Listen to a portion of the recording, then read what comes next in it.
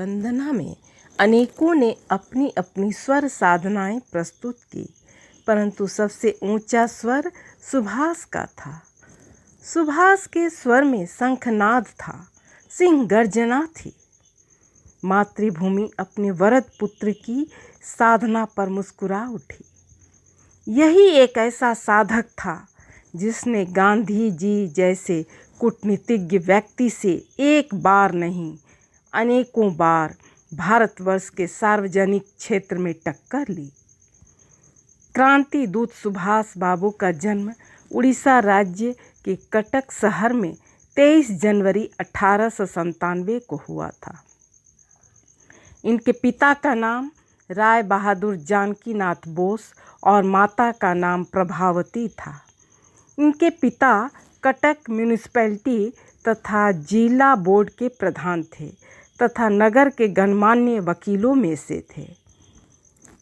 सुभाष बाबू की प्रारंभिक शिक्षा एक यूरोपियन स्कूल में हुई। मात्र 15 वर्ष की आयु में सुभाष ने विवेकानंद साहित्य का पूर्ण अध्ययन कर लिया था। 1915 में उन्होंने इंटरमीडिएट की परीक्षा बीमार होने के बावजूद द्वितीय श्रेणी में उत्तीर्ण की। उसके बाद इन्होंने प्रेसिडेंसी कॉलेज में प्रवेश किया। वहाँ एक अंग्रेज प्रोफेसर जो भारतीयों का अपमान करता था, उसे उन्होंने एक चांटा जड़ दिया, जिसके फलस्वरूप उन्हें कॉलेज से निकाल दिया गया। उसके बाद वे स्कॉटिश चर्च कॉलेज में प्रविष्ट हुए और कलकत्ता विश्वविद्यालय से बीए ऑनर्स की परीक्षा प्रथम श्रेणी में पास की। कलकत्ता विश्वविद्यालय में उनका दूसरा स्थान था। सन 1919 में भारतीय सिविल सर्विस की परीक्षा पास करने के लिए इंग्लैंड गए। 6 महीने की कठोर साधना के बाद उस परीक्षा में चौथा स्थान प्राप्त करके उत्तीर्ण हो गए। आईसीएस की परीक्षा पास करके वे भारत आए और नौकरशाही की शोषक मशीन का पुर्जा बनने से स्पष्ट इनकार कर दिया। सुभाष बाबू के ऊपर देश बंधु चित्तरंजन दास के त्याग और तपस्या का बड़ा गहन प्रभाव पड़ा। गांधी जी से विरोध होने के बावजूद वे उनके द्वारा संचालित आंदोलनों में सहर्ष भाग लेते रहे। 1930 में कानून भंग के अपराध में इन्हें जेल भेज दिया गया। जेल में तबीयत खराब होने के कारण वे स्वास्थ्य लाभ के लिए विदेश गए। वहाँ से लौटने पर 1938 में हरिपुरा कांग्रेस अधिवेशन में कांग्रेस अध्यक्ष निर्वाचित किए गए। 1939 में गांधी जी के विरोध के बाद भी वे कांग्रेस अध्यक्ष निर्वाचित हुए और त्रिपुरी कांग्रेस अधिवेशन का सभापतित्व किया। कुछ दिनों के बाद स्वयं ही इन्होंने इस पद से त्यागपत्र दे दिया और अपने अग्रगामी दल का अलग निर्माण कर लिया। भारत रक्षा कानून के अंतर्गत इन्हें गिरफ्तार कर लिया गया। सुभाष ने आमरण अनशन की घोषणा कर दी। तब इन्हें इनके घर पर ही नज़रबंद कर दिया गया।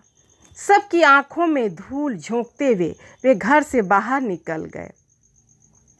कलकत्ते से पेशावर गए। वहाँ से वे काबुल होते हुए जर्मनी पहुँचे।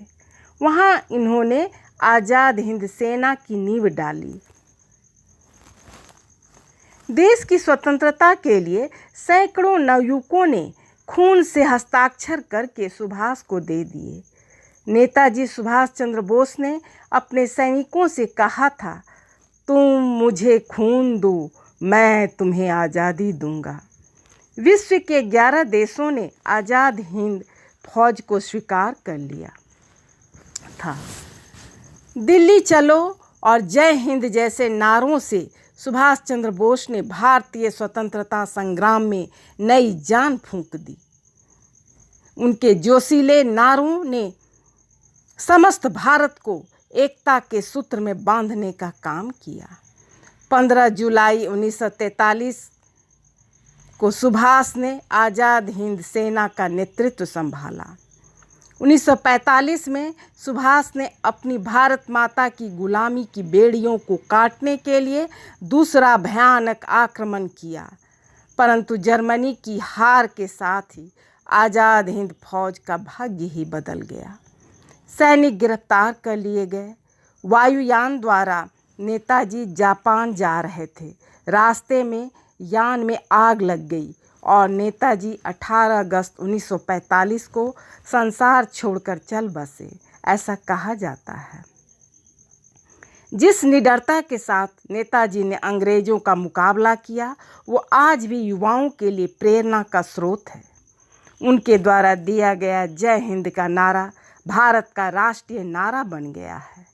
महान स्वतंत्रता सेनानी और भारत माता के सच्चे सपूत नेताजी सुभाष चंद्र बोस को उनकी जन्म जयंती पर शत शत नमन।